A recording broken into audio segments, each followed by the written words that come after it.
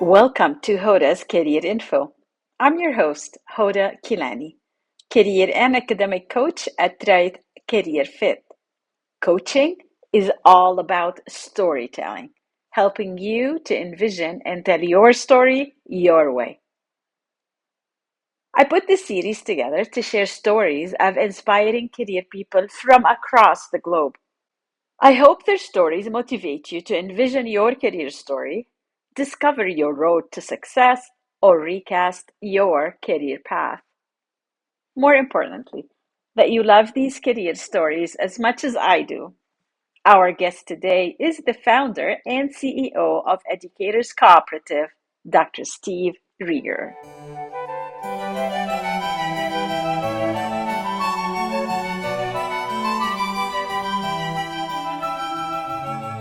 If you want to change performance, change the audience.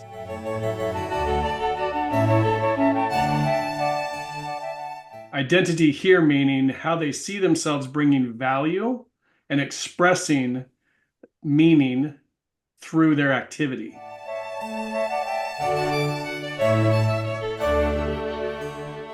So how do you interpret what's happened to you? How do you bring meaning to the experiences that you call your story, your journey, your life?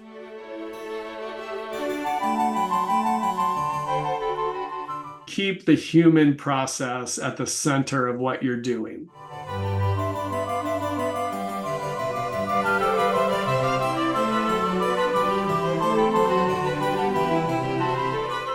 Thanks again for joining Hoda's Career Info, your career program where guests from across the globe share career tips and personal stories to help you successfully navigate your career.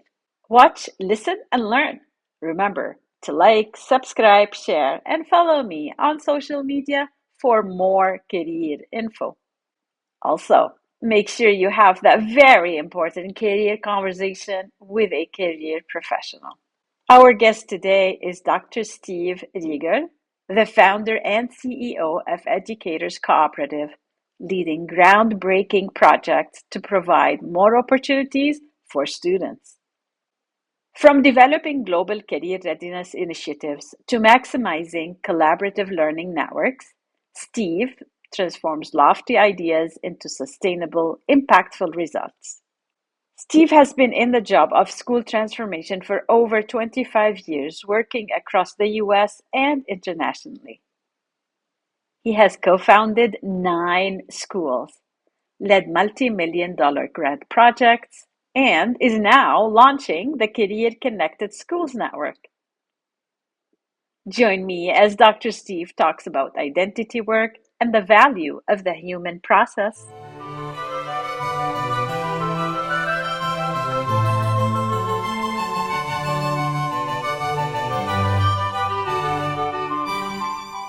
Welcome, Dr. Steve Regur, to Hoda's Career Info. Thank you so much for your time today. Thank you. Excited about this, and thank you for the invitation. Dr. Steve, what is the term that best describes the work that you do today, and how would you define it? So from your perspective, not from a dictionary perspective or ChatGPT nowadays. Well, chat tells me what to say everywhere I go. It's a great question. Thank you, by the way, for the opportunity in the opening. The word, in a nutshell, I would argue is identity. Most of the work that we are doing now is identity work. And it's under the umbrella phrase, career readiness or career education or career engagement. But really at the core, I would say the word identity is the most indicative of where our focus is. How would you define it? Yeah, identity work here, as I define it, let me go deeper. It's about understanding your own personal strengths, interests, and values. That's a framework that we try to help young minds wrap their heads around. Some people might call us occupational identity, but it's more than just employable skills. What we're trying to help people identify with are what really brings value and meaning to how they see themselves in the world.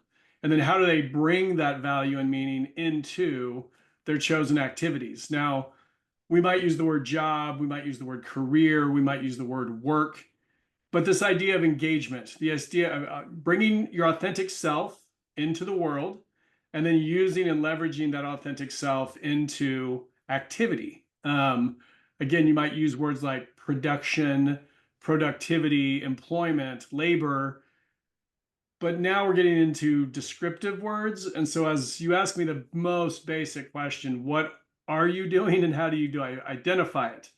What we are doing is helping people strengthen their identity. What does that mean? Identity here meaning how they see themselves bringing value and expressing meaning through their activity. I know it's very broad, Dr. Steve, but I do appreciate your willingness to take this on. Before I go dig deeper into your work, I do have a kind of a personal question. Do you mind sharing with the listeners and audience your story and perhaps embed with it any lessons you learned from the story you've lived so far? Well, this podcast would go on for days if I go on to my story. I appreciate the question. Before I get into my story, I think this is indicative of the work. How I respond is my identity, meaning my personal narrative conveys to you how I see myself. And so when you're asking this question, I think what you're really trying to probe for, what are the values? How do you interpret what's happened to you? How do you bring meaning to the experiences that you call your story, your journey, your life? And this is at the core of the work that I'm referring to, this identity work. How we express the simple answers to tell me a little bit about your first job, or tell me a little bit about, what happened for you? How did you get here today? What comes next is the identity work, because how I express it lets you know. So I could tell you the story about, how I grew up in Oklahoma and I didn't know, and I bounced around and I taught school in Texas, and then I went to Tokyo and went back east, and I was in school reform back in the late 90s and trying to help schools open and expand and project-based learning. And then I came out to California and opened up my own company, and I've been doing this for, oh goodness, 20 going on 25 years as a school consultant, with all kinds of crazy stories about opening schools and redesigning districts and launching career initiatives and national networks. So that response, if I do it in that way, it's really a career journey. It's a focus on my work product. It's a focus on how I've expressed myself through the work. But I could also tell you the other stories about how I've moved around and lived in everywhere from Boston to Pasadena to Tokyo and San Antonio, and how I've met so many amazing people in so many different zip codes trying to figure out what's it all about. And then I could tell you the personal story. And so I think from my point of view, the simple, like, what is your story? It's the identity work. It's My story is that I have moved a lot. I have consulted a lot. I have pivoted from project to project over 25 years. And what I find as the constant is that people are trying to carve out and make meaning through their engagement. And some people use the word work or project, or however they're engaging with their activities. So that's my story. My story is that I have been bouncing around doing this work for long enough to see that it needs to be custom, it needs to be personalized, because that was my experience for myself. It was not linear, it was not a smart goal, it was not a direct line, it was a meander, a pivot, a change. And so my journey, I think, really kind of echoes what I am doing now today, and we can get more into the details, which is helping create a structure or a community where people are able to engage in these conversations and help people express their story.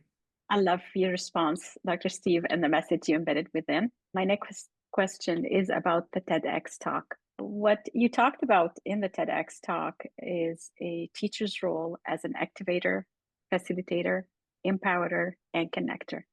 So, not necessarily anymore a content expert. So, there were a lot of quotes I could pull out from that TEDx talk, Dr. Steve. For the purpose of this episode, I chose this quote: "If you want to change performance, change the audience." Can you elaborate what you mean by this statement? You go to the nugget.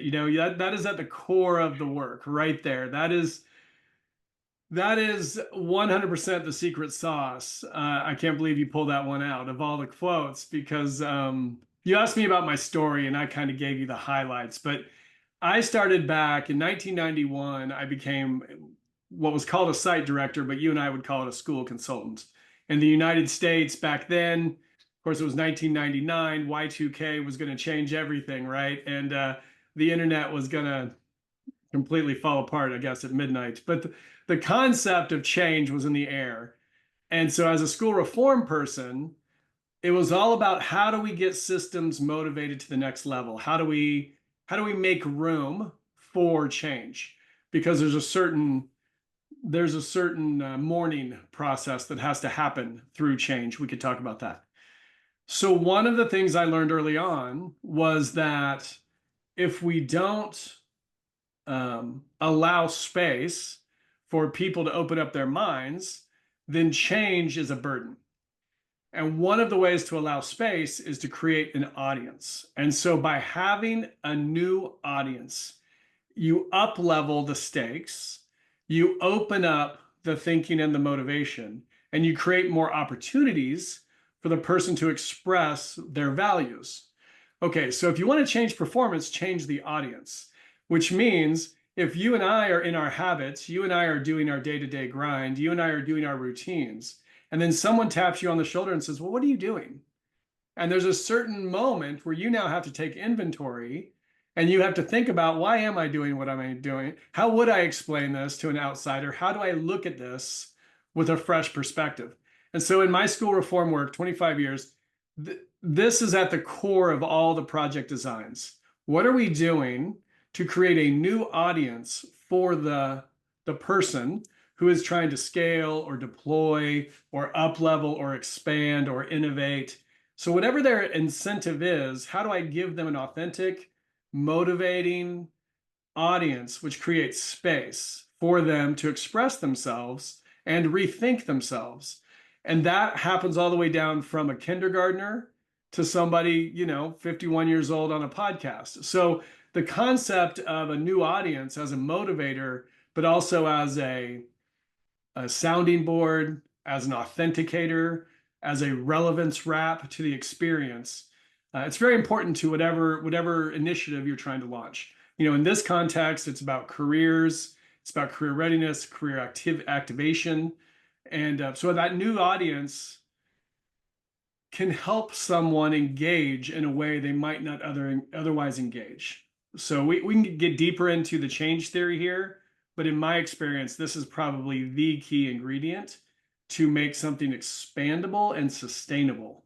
So if you want to change performance, change the audience. Thank you so much for taking this on, Dr. Steve. And yes, everybody, check out the TEDx talk. You did mention a period of mourning. Did you want to elaborate on this?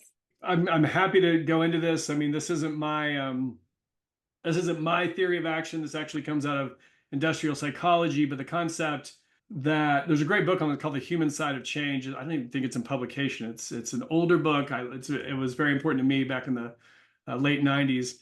The concept of change here, especially in K-12, where I tend to live in the K-12, K-16 space, helping districts and county offices and education centers, expand. So we're looking at initiatives that cut across systems.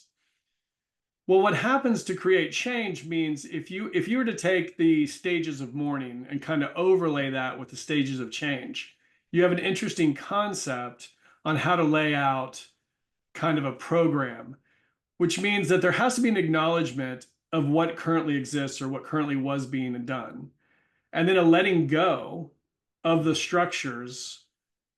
But how do I say this? With appreciation, letting go without judgment, without a harsh, well, we used to do this, which was junk, and now we're going to update our new software, and now we're going to do it this way because the old way was terrible. Or, that was inefficient, now we're going to be more efficient. Well, that was insensitive, and now we're going to be sensitive. That was old school, this is new school. So sometimes what happens is in the race to innovate, in the race to change, people forget that the change agents forget that the workers, the people who live in the space, they generally liked what was happening, or they had at least learned how to survive in that environment. So even if they didn't like the habits, they are familiar with the habits. So there has to be a built-in mourning process where people acknowledge and recognize and thankful for and gratitude for all the things that brought them to today, even if tomorrow it's going to be a slightly different change or a new system will be launched. The psychological principles of mourning are the principles of change, meaning that if you overlay your thinking about how to move a system, you have to think about the human side of change. That's really at the core of the work. When we lay these things out, that's why change the audience, change performance. You're trying to let the person's experience be a meaningful momentum forward experience versus an abrupt shut down and reopen experience, because that makes them feel like what happened in the past was meaningless or less meaningful. Whereas it was another way to think about it is that it was perfectly meaningful, and simply here's where we're going based on this, based on all that great experience, here's where we go next. So there's a mourning process in the sense of we have to let it go, acknowledge it, hold it up, elevate it, be thankful for it, and then move on. And so we could talk a little bit more about the psychological principles behind it, but I feel like a lot of the literature and the, if you will, kind of the pop psychology language around innovation and change tends to be forward, forward, forward, whereas the human experience needs an acknowledgement and recognition of the past, an embracing and a thankfulness for the past, and then now we move forward to what's next. This is such an important process, I think, for anyone going through any transition. To dig deeper into your work, Dr. Steve, you are the founder and CEO of Educators Cooperative, a partner in innovative K-12 education solutions. And one of the projects that you're working on, and of course I'm intrigued by, involves county and district level career education programs. I have two questions for you, so you can choose to combine them or answer them separately. The first one is, what motivated you to take on this project? Would you be able to give the audience an example of what a career education program can look like? Well, Dr. Hoda, you have such great questions. I love the way your brain puts together. You just get right to it. I mean, what really is it? What are we talking about? What could it look like? And career education, even the word program, I have a problem with. Just this is where we get into the nitty gritty, right? We get into the how are we conceptualizing the work from the get-go? And so, as a change guy, as a systems guy, I'm constantly focused on language because I feel like this is what sets the conceptual frameworks where people engage or disengage. So when we use phrases like program or initiative, curriculum, it starts to box it in. So a lot of what we're trying to work on now is open up the box. That's why you asked me how would I describe it? I would describe it as identity work. Well, why is that? Because it's neutral. And it's really, it raises eyebrow, like, what is that? Versus I say, well, it's it's an enrichment program, and people go, oh, okay, I know what that is. So I think one of the thought bubbles here is that what it could look like is something other than what people are calling it now. Because I think a lot of people are calling career education, career initiative, career program, career readiness, is so that they're already starting to activate their audience's prior knowledge in a way that limits or then becomes a barrier to overcome. And so, what it could look like is taking something that is very successful within your system already. I'll use the phrase something like signature practice, something that's part of your initiative that you feel really, really good about, and then tacking on concepts that open up conversations around career and possible next steps. And so we use a common career language. we establish that, and then we use a dialogic process. Well, what does that mean? It means that first we got to give some common vocabulary so people can engage. And then we have to use questions, a question-based method, so people have space, safe space, to engage in the conversation. So what is it? Well, what does it look like? It looks like two things. It looks like identifying and establishing a common career language. We can talk about that. And then having a methodology, some kind of plan to work through a series of questions that help the person engage with identity work that helps them better understand how they see themselves moving forward, making decisions, evaluating next steps, engaging with mentors, making choices, and up-leveling how they see themselves progressing. So what does it look like? It looks like generally some kind of orientation or training that establishes the common language, and then some kind of tools and method where people can engage in ongoing discussions through a dialogic, or we'll say question-based method. So those are the two components that I really put at the centerpiece. Now, sometimes that's implemented across a county, sometimes that's implemented within a schoolhouse, sometimes that's across here in the United States. We've got a multi-county initiative. So what does that look like? Sometimes it's more or less structured. Sometimes it's more or less time-based. Sometimes it's more or less anchored to a curriculum or to an instructional pedagogy. We could get into the nuance, but I think at the core of the work, common career language, dialogic process. How much, how often, how deep, who's facilitating.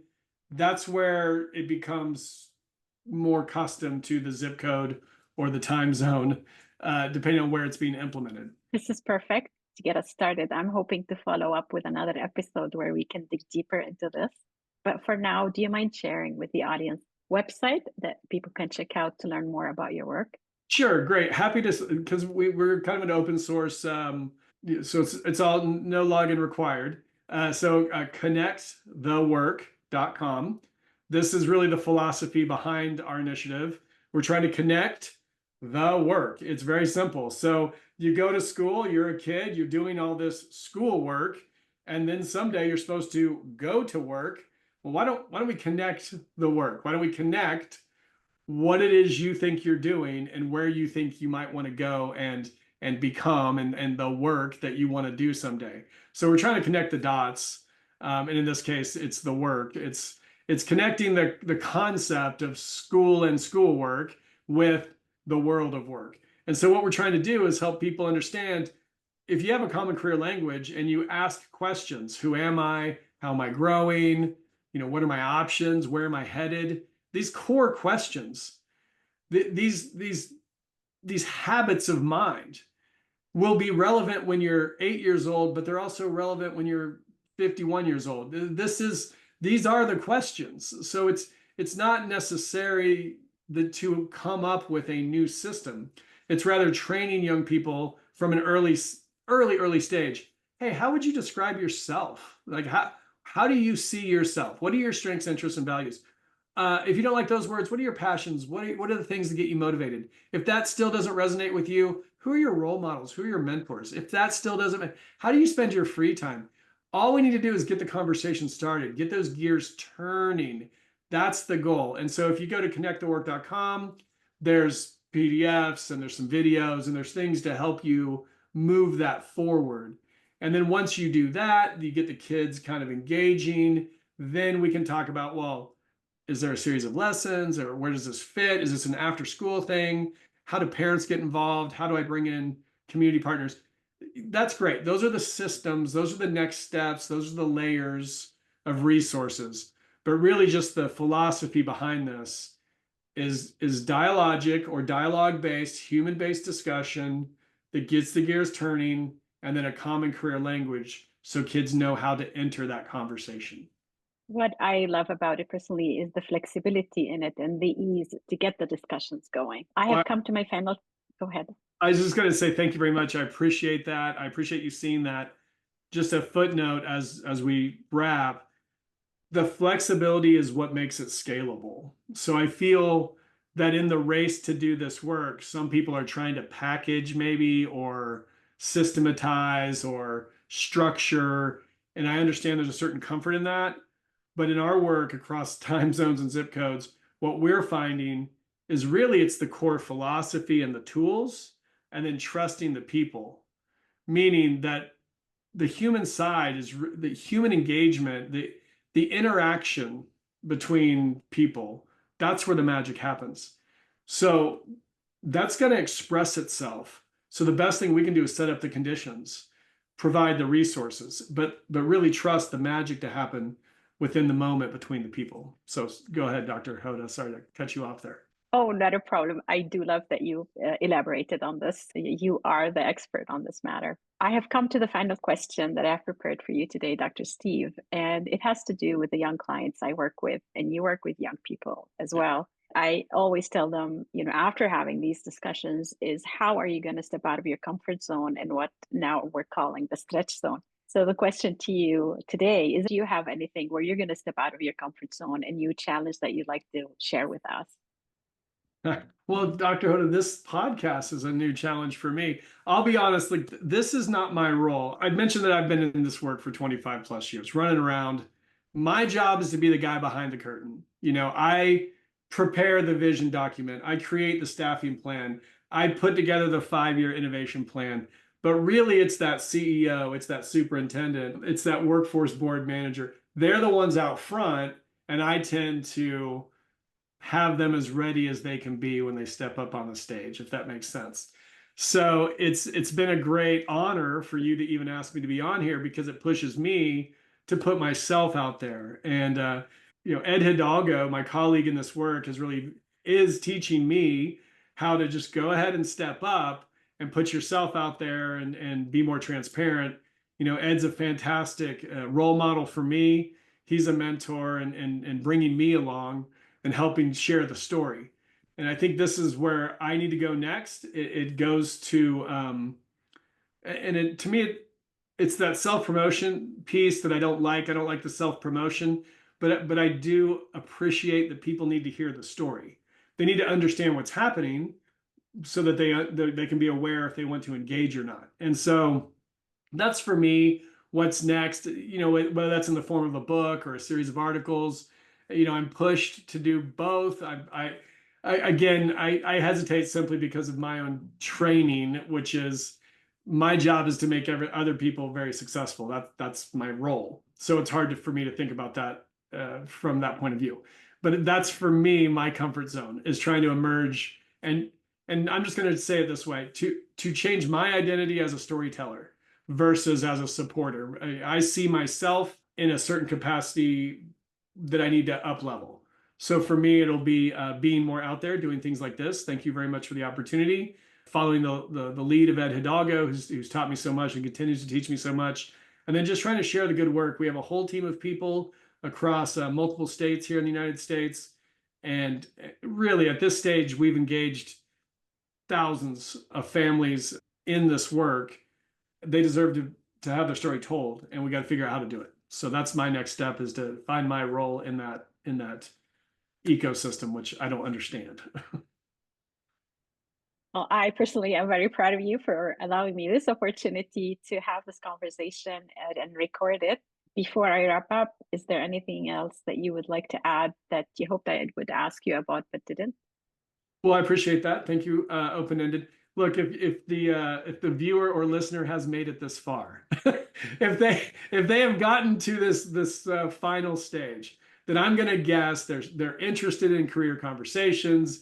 They're interested in kind of how do I engage with K-12, K-16 age people. What would I be doing? So if I'm an audience right now, if I'm a listener to this, saying, well, what am I going to get out of this?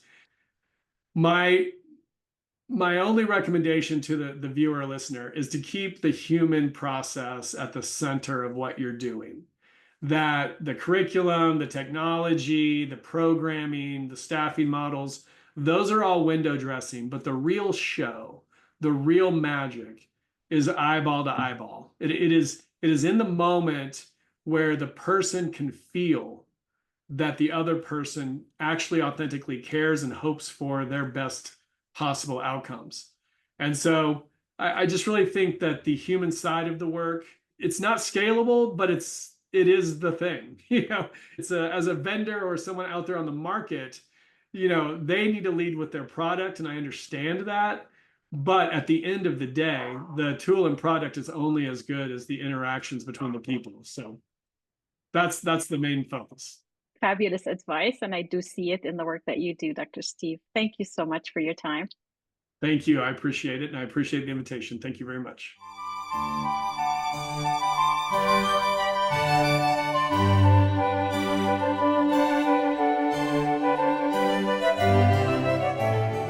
This is it for Hoda's Career Info, the program where career professionals from across the globe join me to empower you to succeed.